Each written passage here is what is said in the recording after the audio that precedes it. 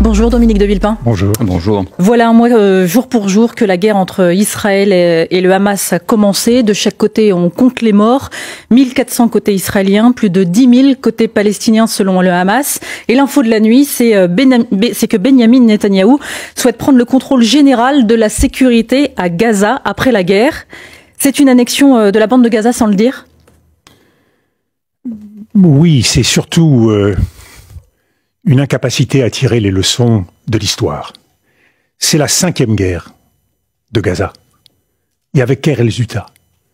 Avec à chaque fois plus de violence, à chaque fois plus de danger pour Israël. Il est temps que le gouvernement israélien ouvre les yeux. Et pour cela, il faut partir du point de départ. Le gouvernement israélien de Benjamin Netanyahou a échoué le 7 octobre. Et il a échoué doublement. Dans la capacité à assurer la protection du peuple israélien, en laissant faire des massacres qui sont une abomination. Et il porte une responsabilité directe dans ce qui s'est passé. Et il a aussi un autre échec, c'est d'avoir encouragé une politique d'occupation et de colonisation qui continue à cette heure en Cisjordanie et qui constitue une autre menace pour Israël si un deuxième front en Cisjordanie venait à s'ouvrir. Il faut juste préciser, Dominique de Villepin, parce qu'on est un mois pile après cette attaque, ce que vous entendez par la responsabilité du gouvernement israélien dans l'attaque. Mais tout simplement l'incapacité à assurer la protection d'Israël. C'est ça le pacte de sécurité entre le gouvernement israélien et le peuple israélien. Mais l'attaque, elle vient du Hamas. Non, mais il n'y a aucun doute là-dessus, et nous l'avons dit et redit, ça c'est clair. Mais le gouvernement israélien a failli. Et pourquoi je le dis si fortement? Parce que c'était justement l'engagement de Benjamin Netanyahou. Et s'il a failli, et ça il faut le comprendre, c'est bien parce que la politique de sécurité ne s'obtient pas par la force. Donc ça veut dire que quand il dit qu'on va assurer la sécurité à Gaza... La force, c'est le sésame du gouvernement et des gouvernements israéliens successifs. Or, la force ne permet pas d'assurer la sécurité d'un peuple. C'est ça que tous les Israéliens doivent comprendre aujourd'hui. Mais quand il dit Benyamin Netanyahou... Mais permettez-moi de terminer. Et ce qui est important, c'est que le choix du gouvernement israélien, justement depuis le 7 octobre, c'est de surenchérir dans la force. Vous savez, ni la force, ni la vengeance n'assure la paix et la sécurité. Ce qui assure la paix et la sécurité, c'est la justice. La justice n'est pas au rendez-vous. Et le choix du gouvernement Netanyahou de mener une politique de bombardement, 3 guerres en même temps, une guerre de bombardement massif sur les populations civiles, bien sûr avec l'objectif d'éliminer le Hamas. Une deuxième guerre, qui est une guerre de siège, qui pose beaucoup de problèmes en droit international, en termes de possibilités de crimes de guerre et de crimes contre l'humanité. Et il y a une troisième guerre, qui est celle qui va se dérouler sans doute plus intensément, qui est une guerre de raid, une guerre au sol, et qui, elle, permet sans doute beaucoup plus de ciblage et de proportionnalité. Mais alors, qu'est-ce qui reste comme option à Israël, qui veut éradiquer le Hamas, comme vous dites, et quand le Hamas se sert de la population palestinienne comme bouclier? D'abord, il faut constater que le raisonnement du gouvernement israélien dans les bombardements qui ont lieu aujourd'hui est un raisonnement erroné. Et toute la communauté internationale peut le voir. Le principe, c'est nous ciblons des terroristes. Et malheureusement, il se trouve qu'il y a aussi des populations civiles, ce qu'on appelle pudiquement en langage militaire des dommages collatéraux. Il faut bien voir que ces dommages collatéraux ne sont pas des dommages accidentels, c'est-à-dire qu'ils sont parfaitement prévisible et parfaitement assumé. Mais là encore, la responsabilité, elle n'est pas seulement israélienne. Mais une fois de plus, arrêtons de poser la question de la responsabilité. Voyons la réalité de ce qui se passe sur le terrain. La faute, une fois de plus, permettez-moi de vous le dire, nous la laisserons aux historiens. Ce que nous voulons, c'est arrêter ces violences, arrêter ces massacres. Et ce que nous voulons aussi, c'est permettre véritablement à Israël de vivre en paix et en sécurité. Aujourd'hui, la guerre qui est menée, c'est une illusion d'une paix possible qui, avec plus de force, pourrait alors assurer la sécurité d'Israël. Je vous le dis solennellement, cela n'arrivera pas. Israël se met en danger encore plus aujourd'hui avec ce type de guerre et ce type de frappe. Vous diriez que la réponse d'Israël à l'attaque du 7 octobre est devenue... ni ciblée, ni proportionnée. C'est une vengeance sur les Palestiniens? Nous sommes essentiellement aujourd'hui, de la part du gouvernement Netanyahou, dans une politique de vengeance. Israël a droit à sa légitime défense. Mais une légitime défense, c'est pas un droit indiscriminé à tuer des populations civiles. Et là, on est dans la riposte indiscriminée. Mais vous le voyez bien, quand on cible une ambulance, on peut toujours imaginer que dans une des ambulances, il y avait un terroriste, ou pas. Mais le résultat, c'est qu'il y a des enfants, des femmes qui meurent. Et ce résultat, il est vu par la communauté internationale tout entière. Et qu'est-ce qui se passe? C'est que dans ce contexte, chaque enfants, chaque femme tuée, ce sont plus de terroristes. Donc l'objectif d'Israël, ce qu'il atteint, c'est exactement l'inverse de ce qu'il souhaite. Donc il est essentiel aujourd'hui de changer cette logique et de revenir à une stratégie qui soit fondée. Mais c'est pour ça la question que posait Salia. Quelles sont les options aujourd'hui d'Israël? Eh bien, aujourd'hui, la communauté internationale propose qui un cessez-le-feu, qui une pause humanitaire, qui une trêve humanitaire. Je crois que il faut effectivement prendre en compte cette situation humanitaire et sous une forme ou une autre, pause, trêve, cesser le feu, permettre de venir au secours à des populations civiles qui aujourd'hui, ne l'oublions pas, parce que nous avons connu beaucoup de bombardements dans des villes, rarement une situation où une ville en plus était assiégée. Là, c'est double peine pour la population palestinienne.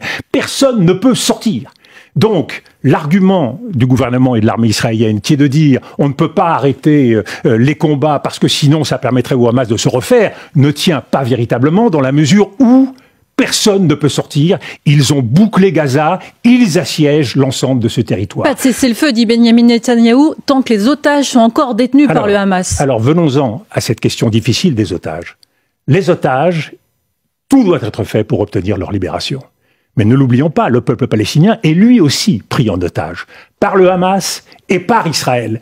Et le Hamas, nous le savons tous, n'a que peu à faire du peuple palestinien. Donc dire au Hamas, on ne libérera pas, on ne lèvera pas le siège, on n'aura pas de trêve humanitaire tant que les otages ne seront pas libérés, c'est un dialogue de sourds. Et c'est pour ça que Israël doit commencer à faire ce qu'elle a peu fait dans son histoire. Elle doit commencer à écouter la communauté internationale, à ne pas penser une stratégie qui est toujours la même, une stratégie qui est toujours la même, qui est une stratégie sécuritaire dont nous avons vu le 7 octobre qu'elle était un échec et qu'elle ne donnerait pas plus de sécurité. Mais Israël n'écoute même pas son premier allié, les Américains. Justement, le peuple israélien, lui, il n'est pas sourd. Et il voit bien qu'à partir du 7 octobre, rien ne sera plus jamais comme avant. Si on veut casser ce cycle de violence et de vengeance, il n'y a qu'une réponse au terrorisme. C'est la justice. Et la justice, elle passe par l'ouverture d'une solution politique aux Palestiniens. Donc permettez-moi de dire qu'à partir d'une pause humanitaire, qui serait une formidable occasion pour Israël de revoir ses objectifs de guerre. Les objectifs de guerre aujourd'hui d'Israël ne sont pas réalistes. C'est éliminer, éradiquer l'ensemble du proto-État du Hamas. Fixer des objectifs réalistes. Qu'est-ce que serait un objectif réaliste? Un objectif réaliste, ce serait d'éliminer les responsables du Hamas, ceux qui sont responsables de la tuerie du 7 octobre. À partir de ce moment-là... C'est ce qui est fait depuis quelques semaines. Il y a quelques responsables qui ont déjà été éliminés. Et des milliers d'enfants, de femmes, de personnes de la population civile. Permettez-moi de dérouler ce qui serait Permettez-moi de répondre et de dérouler ce qu'il serait possible de faire. À partir de cette nouvelle stratégie qu'Israël pourrait adopter, qui serait une stratégie d'une riposte ciblée et proportionnée, qui permettrait donc de faire prendre conscience à la communauté internationale qu'effectivement Israël exerce sa légitime défense. Alors qu'aujourd'hui nous sommes dans une logique qui conduit la communauté internationale, et y compris en Europe, et y compris aux États-Unis, à ne pas comprendre ce que fait Israël. À partir de ce moment-là, nous pourrions enclencher un processus qui serait totalement différent et qui permettrait alors, une fois ces responsables éliminés, d'engager une autre phase qui est celle d'une administration temporaire du territoire. Je ne crois pas que la solution de Benjamin Netanyahou soit la bonne. Parce que nous l'avons déjà connu, ils l'ont déjà fait et cela a échoué. Il faut donc que ce soit une administration temporaire internationale. Et la quatrième étape, c'est celle d'un véritable plan de paix qui permettra aux Palestiniens d'avoir un territoire. Et aujourd'hui, nous voyons clairement que l'intérêt d'Israël, c'est d'avoir un État responsable à ses côtés. Et cet État responsable, il faut arrêter de couper les cheveux en quatre. Il doit clairement être la Cisjordanie, toute la Cisjordanie. Il doit être Gaza, avec un accès entre les deux territoires, et Jérusalem-Est. Le problème, et c'est tout le sens de la surenchère de Benjamin Netanyahou, c'est que Benjamin Netanyahou n'en veut pas, et que Benjamin Netanyahou mène une guerre pour tout faire pour que la solution politique ne vienne pas sur la table. Et c'est là où la communauté internationale, l'Europe, les États-Unis doivent dire à Benjamin Netanyahou que cette guerre n'est pas acceptable. Elle n'est pas acceptable car elle nous conduit tout de suite, parce qu'on voit bien, du Hamas, on va passer à l'Iran. De l'Iran, on passera à d'autres cibles. Et nous rentrons alors dans la logique de guerre des civilisations. Quand M. Benjamin Netanyahou dit qu'il y a d'un côté le peuple de la lumière et de l'autre le peuple des ténèbres, on voit bien dans quel engrenage nous nous situons. Je vous coupe, Dominique de Villepin, parce qu'on a encore beaucoup de questions à vous poser. Vous êtes avec nous jusqu'à 9h. On vous retrouve juste après le fil info, 8h43. Maureen Suignard. La vigilance rouge est en cours dans le Pas-de-Calais à cause des crues. Il n'y a donc pas d'école dans 36 communes du bassin de l'Aa. Pas de cours non plus dans une trentaine de communes du bassin de la Liane, cette fois à partir de midi. Le ministre du Logement annonce en exclusivité sur France Info le recrutement de 500 personnes en plus au SAMU social pour renforcer le 115, les maraudes et l'accueil de jour. Près de 5 millions d'euros aussi débloqués pour des augmentations de salaire. Tant qu'il y aura des otages, il n'y aura pas de cessez-le-feu à Gaza. Le Premier ministre israélien l'affirme malgré la situation humanitaire catastrophique dans la bande de Gaza. Benjamin Netanyahou évoque tout de même de possibles pauses tactiques pour acheminer de l'aide aux civils. 4 finalistes espèrent décrocher le prix Goncourt, le prix littéraire le plus prestigieux de France. Annonce du lauréat un peu avant 13h aujourd'hui. 3 hommes en lice et une femme, Neige Sino, qui a décroché hier le prix féminin avec Triste Tigre. France Info. Le 8-30 France Info, Jérôme Chapuis, Salia Braclia. Dominique de Villepin, juste avant le fil info, vous appeliez à un cessez-le-feu au Proche-Orient. La France, par exemple, membre permanent de l'ONU, n'a pas présenté de résolution pour un cessez-le-feu. Elle se prononce pour une trêve humanitaire seulement. C'est le cas aussi de tous les autres pays occidentaux. Comment vous expliquez cette réserve ? À ce stade de la guerre qui se déroule, l'essentiel, effectivement, c'est la prise en compte de l'humanitaire. Donc, une fois de plus, cessez-le-feu, trêve humanitaire, pause humanitaire. L'important, c'est de pouvoir répondre à la souffrance des populations civiles. Et je le dis également, l'important, c'est de pouvoir faire comprendre à Israël qu'une guerre contre un territoire, contre des populations civiles, même si l'objectif affiché est celui des terroristes du Hamas, ce n'est pas possible au XXIe siècle. Il faut comprendre qu'Israël, ce message, on l'entend pas aussi fort. Israël est en train de mener une guerre d'hier. C'est la guerre d'avant. Cette guerre, elle est dépassée. Cette guerre, elle est perdue d'avance. Pourquoi ? Toutes les guerres qui se déroulent depuis une vingtaine d'années sont des guerres qui commencent et qui ne se terminent pas. Ce sont des conflits gelés. On sait comment c'est une guerre, on ne sait pas la terminer. Et M. Benjamin Netanyahou pourra diriger le Gaza. Cela ne changera rien. Il continuera à avoir des attaques terroristes. Les Israéliens continueront à vivre dans la peur. Il faut sortir de cela. La deuxième raison pour laquelle c'est la guerre d'hier, c'est que la guerre contre le terrorisme n'a jamais été gagnée nulle part. Et quand Joe Biden, avec courage, dit à Benjamin Netanyahou qu'il faut tirer les leçons de l'expérience et que les Américains se sont trompés à partir de 2001 en rentrant dans cet engrenage de la force. La force n'est pas la réponse, une fois de plus. La vengeance n'est pas la réponse. La réponse, c'est la justice.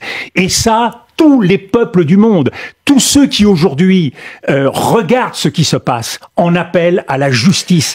Et mais il y a une objection qui peut vous être faite, Dominique de Villepin. Nous également en train de perdre cette guerre, car ne négligeons pas le fait que ce qui se passe en Ukraine, Ukraine va payer les conséquences aussi de ce qui se passe en Orient. Mais permettez-moi de terminer ce que je dis. Pourquoi ? Parce que le deux poids deux mesures trouve sa parfaite illustration aujourd'hui entre ce que défend l'Occident et ce que nous faisons aujourd'hui au Proche-Orient. C'est-à-dire ? Non-respect du droit international, non-mobilisation face au massacre des populations civiles. Aujourd'hui, c'est un devoir. Et c'est aussi notre intérêt, comme c'est le devoir d'Israël, et comme c'est l'intérêt d'Israël. Un État démocratique, permettez-moi de le dire, Albert Camus disait, un homme, ça s'empêche de commettre l'irréparable. Eh bien, un État, ça s'empêche aussi. Et un État démocratique, ça s'empêche encore plus. Donc ce serait un service à rendre aux Israéliens donc que de je leur le dire dis, fermement Benjamin Netanyahou est engagé dans une politique qui n'a pas pour but de mettre fin à ce conflit et qui provoquera encore plus d'insécurité pour les Israéliens. Pardon, vous savez, permettez-moi de dire d'où je parle. Permettez-moi de dire d'où je parle. En 2003, quand j'ai parlé à la tribune des Nations Unies, quand je me suis engagé avec Jacques Chirac pour défendre une position contre la guerre parce qu'il y avait une autre solution. Qui était en 2003 l'ami des Américains? Est-ce que c'était Tony Blair? Est-ce que c'était le dirigeant portugais, le dirigeant italien, le dirigeant espagnol? C'était la France. Aujourd'hui, quand je dis ça, je le dis en tant qu'ami d'Israël. Et vous savez, il faut un certain courage aujourd'hui pour aller contre cet esprit moutonnier qui est incapable de regarder la réalité du terrain en face. Mais on vous dit que c'est pas la même chose qu'en 2003. La géopolitique a changé. Mais justement, elle a changé en pire. Et Israël se sent en danger. Eh bien, pourquoi elle a... Eh bien, voilà, vous venez de parler et de démontrer ce que je veux dire. Après 2003, qu'est-ce qui s'est passé? Quel est le grand vainqueur des interventions américaines au Proche-Orient? C'est l'Iran. Et vous voulez, là, Israël fait la politique aujourd'hui qui sert les intérêts les plus destructeurs de cette région. Et c'est ce qui peut conduire à l'extension du conflit. La politique de force appelle une réponse de force. Mais le chef du Hezbollah a pris la parole vendredi et lui, il n'a pas appelé à prendre les armes. Ça, c'est plutôt rassurant dans le contexte ou pas? Parce que Hassan Nasrallah regarde aujourd'hui ce qui se passe et que chacun dose et que l'Iran a parfaitement compris qu'il ne devait pas franchir une certaine ligne rouge au risque de mettre en péril la situation de son État, sachant que sa population ne veut pas de la guerre et sachant qu'il conduit un programme nucléaire qui va sans doute tout changer dans cette région. Parce qu'une des conséquences de ce qui se passe depuis 2003, c'est que la prolifération va redoubler dans cette région. La première leçon que vous tirez quand vous êtes un chef d'État du Moyen-Orient, c'est que on est bien mieux protégé quand on a la bombe atomique. Et donc, ils vont tous suivre. Si nous voulons arrêter cela, il faut reprendre les choses là où nous les avons laissées. Il faut arrêter cet engrenage de la force et de la vengeance. Il faut travailler pour apporter une réponse de justice. Et il faut faire en sorte que justement chacun de ces États puisse se développer. Il y a eu l'illusion des accords d'Abraham. On a cru qu'il suffisait de nouer des accords économiques et technologiques pour que tout le monde dans la région oublie la question palestinienne. Avec Israël et les pays arabes. C'est l'accord, effectivement, avec le Maroc, Bahreïn, etc. Mais les peuples ont de la mémoire.